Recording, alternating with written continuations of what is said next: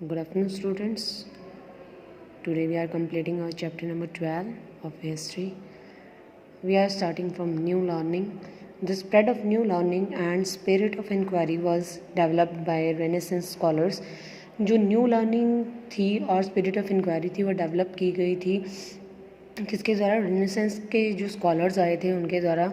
The invention of printing press and the printing of the Bible in a vernacular languages brought a new outlook among layman. जो भी invention हुई थी printing press की और Bible की जो printing हुई थी, वर्नैक्युलर होता है कि नेशनल लैंग्वेज, जो मतलब बाइबल की प्रिंटिंग हुई थी नेशनल लैंग्वेज में, उसने एक नया चेंज ले आया था. वो किसके बीच में? जो ऑर्डिनरी पीपल हैं. लेमैन मीन्स ऑर्डिनरी पीपल होता है.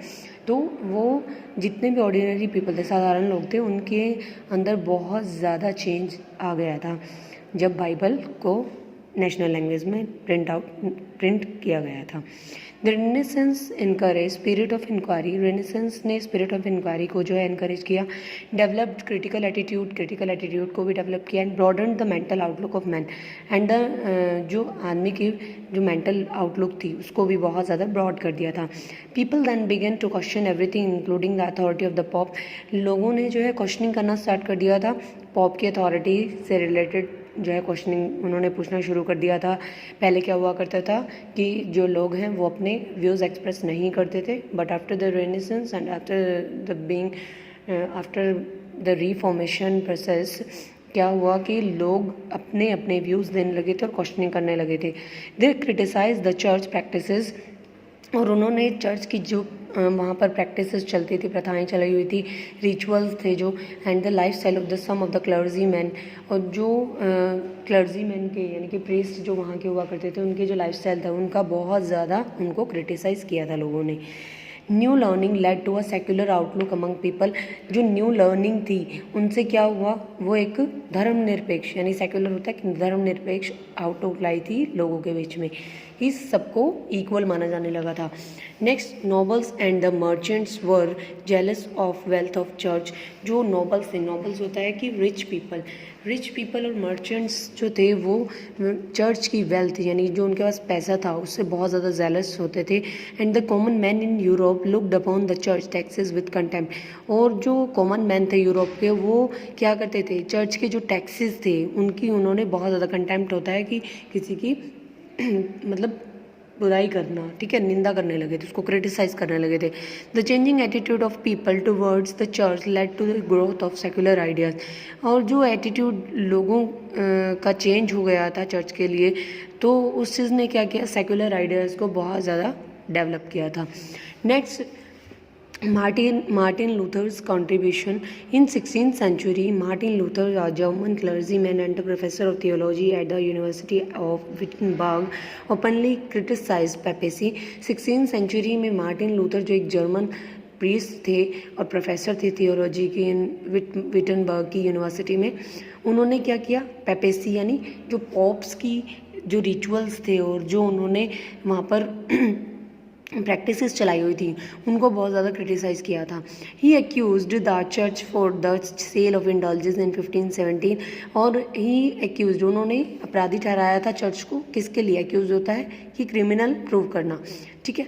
तो उन्होंने चर्च को क्रिमिनल प्रूव किया था फॉर सेल ऑफ इंडल्जेंस को सेल करने के. इंडल्जेंस क्या होता है कि पार्डन सर्टिफिकेट पहले इशू कर दिया जाता था, जो मतलब ऐसे लोगों को किया जाता था कि जिसने कोई सिन किया हो, कोई अपराध किया हो.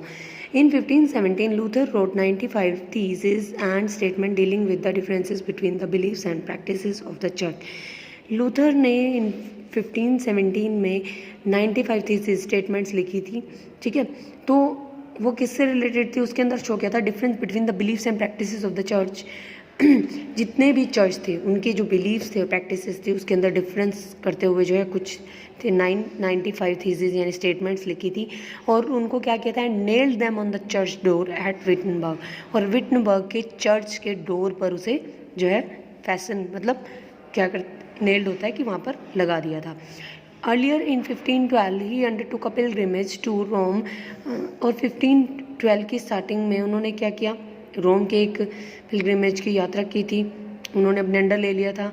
And found that some of the clergy man were living a luxurious life. उन्होंने ये पाया कि कुछ क्लर्जी मैन जो थे वहाँ के वो बहुत ज़्यादा मतलब लग्जरियस लाइफ जी रहे थे।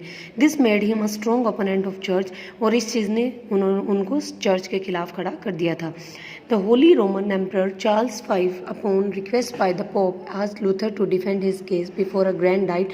Holi Roman emperor Charles V जो थे उन्होंने जो है पॉप की एक रिक्वेस्ट पर लूथर से पूछा कि वो अपने केस को डिफेंड करें किसके सामने, ग्रैंड डाइट मतलब हाई अथॉरिटी को बोला जाता है। हेल्ड एट वर्म्स, जो कि वर्म्स में हेल्ड थी, known as the diet of Worms, जिनको डाइट ऑफ वर्म्स के नाम से जाना जाता था। Consisting of council of princes, जिसके अंदर कौन शामिल होते थे, प्रिंसेस की एक सभा बनती थी। तो वो सारा जो है जस्टिस का मतलब जो भी जजमेंट होती थी वहीं पर वो है काउंसिल में दे दिया करते थे तब के टाइम में। एंड हाई डिग्नेटरीज इन 1521, और वहाँ पर हाई डिग्नेटरीज भी जो हैं बड़े बड़े लोग जो हैं वहाँ पर उस सभा में उस काउंसिल में जो है इंक्लूडेड होते थे। इन 1521 के टाइम की जो है ये बात है। The diet ordered that Luther's writing be burned and Luther be outlawed. जो डाइट था यानी कि जो हाई अथॉरिटी थी उन्होंने कहा कि लूथर्स की राइटिंग्स को जला दिया जाए एंड लूथर को भी आउटलॉड यानी कि इलीगल जो है वो बना दिया जाए, इलीगल प्रूव कर दिया जाए। But Luther had the support of German rulers, लेकिन लूथर के पास जो है जर्मन रूलर्स का बहुत ज़्यादा सपोर्ट था। And so no harm was done to him, इसलिए उनको कोई भी हार्म नहीं पहुंचाया जा सका। This movement soon came to be described as the German Protestant movement, और ये मूवमेंट जो चलाया गया था उसको किसके नाम से जाना गया, जर्मन प्रोटेस्टेंट मूवमेंट के नाम से जाना गया था। Luther devoted his time translating the Bible into German and set up an independent church. Luther ने अपना सारा समय बाइबल को ट्रांसलेट करने में, जर्मन लैंग्वेज में ट्रांसलेट करने में बिताया। And setup an independent church, और एक इंडिपेंडेंट चर्च को जो है स्थापित कर दिया था। Luther travelled extensively to different parts of Europe. Luther ने क्या किया, यूरोप के अलग अलग पार्ट्स में जो है वो बहुत मतलब वहाँ पर जाकर ट्रैवलिंग की। जर्मनी, नॉर्वे, स्वीडन, डेनमार्क, इन सारे जो है एरिया में इन्होंने ट्रैवलिंग की थी। The Protestant movement found wide acceptance, Protestant movement को जो है ज़्यादातर लोगों ने एक्सेप्ट किया दूर दूर तक। Lutheranism was recognized as a legal form of Christianity by a treaty known as the Peace of Augsburg in 1555। जो लूथरनिज्म था, लूथरनिज्म मतलब जो लूथर ने मूवमेंट चलाया था उसको लूथरनिज्म के नाम से जाना गया था। Was recognise as a legal form of Christianity, ये उसको पहचाना गया एक लीगल फॉर्म के रूप में क्रिश्चियंस में। बाय अ ट्रीटी, एक उसके लिए एग्रीमेंट भी जो है किया गया, known as the peace of Augsburg in 1555, और उसको जाना गया किसके नाम से, पीस ऑफ ऑक्सबर्ग के नाम से 1555 में। 9 years after the death of Luther, Luther के डेथ के 9 साल के बाद जो है लूथरनिज्म को जो है रिकोगनाइज किया गया था क्रिश्चियनिटी में, और एक एग्रीमेंट साइन किया गया था जिसका नाम था the peace of Augsburg. This treaty was sign between the Schmalkaldic and the Roman Catholic church. जो ये एग्रीमेंट था वो साइन किया गया था स्मार्कलुटिक लीग के बीच में, ठीक है, यूनियन के बीच में, and the Roman Catholic church के बीच में जो है ये साइन किया गया था agreement. After long civil war, बहुत लंबे सिविल वॉर के बाद जो है ये साइन किया गया था। In Germany the southern states continue to remain loyal to the Catholic church where the northern states accepted Lutheranism, और जर्मनी में साउथर्न स्टेट्स जो थे वो कैथलिक चर्च के लिए जो है लॉयल रहे, और नॉर्थर्न स्टेट्स के जो थे उन्होंने लूथरनिज्म को एक्सेप्ट किया था। After that counter reformation, the reformation movement was against the Roman Catholic church. जो रिफॉर्मेशन मूवमेंट चलाया गया था वो रोमन कैथलिक चर्च के खिलाफ था, and brought about the birth of Protestant church, और उसके साथ ही जो प्रोटेस्टेंट चर्च का भी जो है प्रोटेस्टेंट चर्च का जन्म हुआ था, ठीक है। In order to restore the credibility of the Catholic church, Catholic church की क्रेडिबिलिटी को जो है वो रीस्टोर करने के लिए a large number of dedicated Christians including some popes introduce certain reforms within the church. तो बहुत ज़्यादा संख्या में क्रिश्चियंस ने क्या किया, जिसके अंदर पॉप्स भी शामिल थे, उन्होंने क्या किया, इंट्रोड्यूस सर्टेन रिफॉर्म्स, उन्होंने बहुत सारे रिफॉर्म्स जो हैं वो रिफॉर्म्स जो है करने के लिए, मतलब रिफॉर्म्स जो है उन्होंने डेवलप किए थे विद इन द चर्च में, मतलब बहुत ज़्यादा रिफॉर्मेशन इम्प्रूवमेंट की थी तब के टाइम में। This movement is known as the counter reformation, और ये मूवमेंट जो है काउंटर रिफॉर्मेशन के नाम से जाना गया। अ church council was convened at Trent in the northern Italy in 1545 by the Pope Paul III। एक चर्च काउंसिल बुलाई गई थी, कन्वेंट होता है बुलाना, ठीक है, कहाँ पर? At Trent in northern Italy, northern Italy के ट्रेंट में 1545 में, एंड पोप पॉल III के द्वारा जो है ये एक काउंसिल बुलाई गई थी। The council of Trent, the council made a number of changes in the Catholic church. इस काउंसिल ने क्या किया था? बहुत सारे चेंजेस किए थे कैथलिक चर्च में। इट एक्सपेंडेड इट्स डॉक्ट्राइंस, और इसने जो है इनके प्रिंसिपल्स जो हैं वो बहुत ज़्यादा एक्सपैंड कर दिए थे in the light of the change attitude of the time. उस टाइम के अकॉर्डिंग जो है उसके जो चर्च के प्रैक्टिसेस थे, प्रिंसिपल्स थे, उनको जो है बदलते टाइम के अकॉर्डिंग जो है चेंज कर दिया था। It condemned leading an irresponsible religious life by the clergy, और उन्होंने कंडेम्ड होता है कि किसी को क्रिटिसाइज़ करना, उन्होंने क्रिटिसाइज़ किया था जितने भी इररिस्पॉन्सिबल रिलीजियस लाइफ जीने वाले प्रीस्ट थे उनको जो है बहुत ज़्यादा क्रिटिसाइज किया था। Books which were consider to have had ideas against the Catholic teaching, और ऐसी बुक्स जिनको कैथलिक टीचिंग के खिलाफ जो है माना गया था, ठीक है, तो वर बैंड, उन पर बैन लगा दिए गए थे। The pope was regarded as the head of the Catholic church, pope को जो है कैथलिक चर्च का हेड माना गया था। एंड द फाइनल इंटरप्रेटर भी जो है पोप को कहा गया था ऑफ द क्रिश्चियन डॉक्ट्राइन, जितने भी क्रिश्चियन डॉक्ट्राइन मीन्स प्रिंसिपल्स जो होते थे उनका हेड जो है पोप को माना गया था। The council of Trent was responsible for establishing centres known as the seminaries to educate and train priest. जो काउंसिल ऑफ ट्रेंट थी वो क्या थी? सेंटर्स जितने भी थे जहाँ पर मतलब जितने भी ईसाई मठ बनाए गए थे, ईसाई के जो प्रीस्ट को ट्रेन करने के लिए बनाए गए थे, वो उनके लिए, उनके एस्टेब्लिशमेंट के लिए बहुत ज़्यादा रिस्पॉन्सिबल थी। कौन? Council of Trent. As seminars to educate, उन्होंने क्या किया कि एजुकेशन देने के लिए जो है प्रीस्ट को, और सेमिनारीज होते हैं कि रीडिंग रूम बना देना, तो रीडिंग रूम्स बनाए थे, यानी लाइक या लाइब्रेरी। ट्रेन प्रीस्ट, और प्रीस्ट को ट्रेन करने के लिए मतलब ट्रेनिंग देने के लिए जो है रूम्स बनाए थे। It forbade the church to charge fees for conducting religious services, और उन्होंने, फॉरबेड होता है स्टॉप लगाना, ठीक है, तो उन्होंने स्टॉप कर दी थी चर्च को फीस लेने के लिए कि जितनी भी रिलीजियस सर्विसेज होंगी उनके लिए कोई भी पेमेंट नहीं ली जाएगी, कोई भी फीस लेने से मना कर दिया था, बंद कर दी गई थी। And advocated the use of the local languages for preaching in the church, और उन्होंने पब्लिकली ये रिकमेंड कर दिया था कि जो चर्च में जितनी भी प्रीचिंग होगी, मतलब जो उपदेश दिया जाएगा, तो वो लोकल लैंग्वेज में दिया जाएगा। Society of Jesus, as a result of counter reformation different religious orders were founded.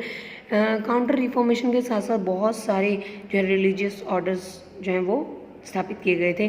One of them was the society of Jesus, एक सोसाइटी ऑफ जीसस भी जो है एस्टैब्लिश की गई थी by Ignatius Loyola, Ignatius Loyola के द्वारा ये स्थापित की गई थी। अ स्पेनिश नोबल, जो कि एक स्पेनिश यानी स्पेन में रहने वाला एक रिच पर्सन था।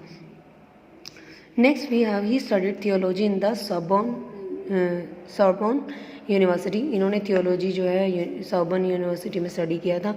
He founded a religious order by the name of the society, और उन्होंने एक रिलीजियस ऑर्डर जो है वो फाउंड किया था किस नाम से? सोसाइटी ऑफ जीसस के नाम से, with the permission of the Pope की परमिशन से।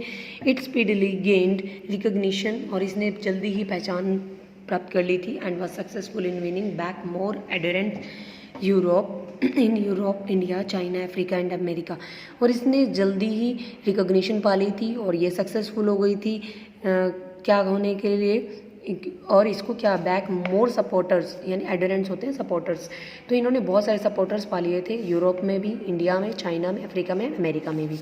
एंड उसके बाद है Saint Francis Xavier. Saint Francis Xavier was a follower of the Ignatius Loyola. जो सेंट फ्रांसिस जेवियर थे वो इग्नेशियस लोयला के जो फॉलोअर थे। He travel to China and Japan for propagation of the Christianity, और उन्होंने चाइना और Japan में क्या किया था? प्रोपेगेशन होता है कि मतलब पब्लिसिटी करना किसी चीज़ की, ठीक है। तो क्रिश्चियनिटी को की पब्लिसिटी जो है वहाँ पर की थी। He came to India and work till his death, और वो इंडिया में आए, उन्होंने अपने मृत्यु तक मतलब अपने डेथ तक जो है यहाँ पर काम किया। His mortal remains are found at the church of Bom Jesus in old Goa, और उनकी जो डेड बॉडी है, मॉर्टल मीन्स डेड बॉडी जो है वो कहाँ पर है, ओल्ड गोवा में बॉम जीसस के चर्च में है। The selfless and the dedicated service rendered by the Jesuits helped in restoring the credibility of the Roman Catholic Church. और जो सेल्फलेस सर्विस दी गई थी और डेडिकेटेड सर्विस दी गई थी जेसुइट्स के द्वारा प्रेजेंट की गई थी, उसने क्या किया, जो रोमन कैथलिक चर्च की क्रेडिबिलिटी को अगेंस्ट रिस्टोर करने में हेल्प की थी, क्वालिटी को रिस्टोर करने में हेल्प की थी। Thank you so much. Your lesson number 12 is completed today.